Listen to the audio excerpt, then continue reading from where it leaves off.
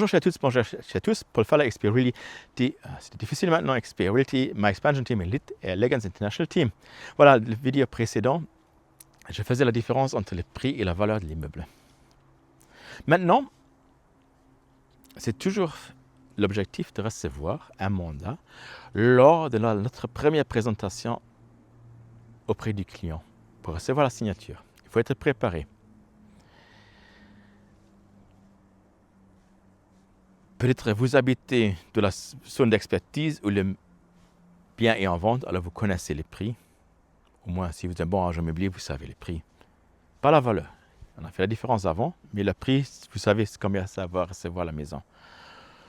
Si vous ne connaissez pas la maison parce qu'elle est extérieure, ben, prenez-vous le temps, avant de voir les clients, de passer vous-même une fois devant la maison parce que en visitant même la maison d'extérieur, vous le savez bien, à 95% des cas, vous savez comment l'intérieur est. Et si vous avez un agent expérimenté, un peu d'expérience, vous savez évaluer à peu près le prix de vente. Je ne parle pas de la valeur.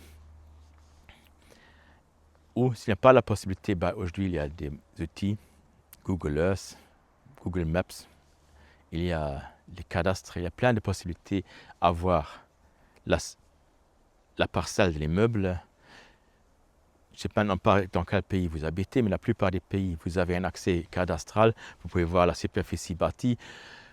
Si vous vous informez, même à distance, vous pouvez faire une évaluation. Et si moi je fais une évaluation de prix, personnellement, je passe par une méthode pour une maison mètre cubique et la valeur locative.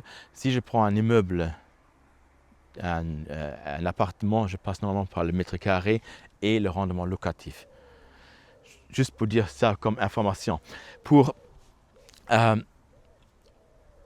qui est, il s'agit d'évaluer vous le prix de votre immeuble. Et si vous avez ce prix-là, je vous conseille, et ce sera la prochaine vidéo, comment nous allons nous préparer pour présenter ceci à notre client.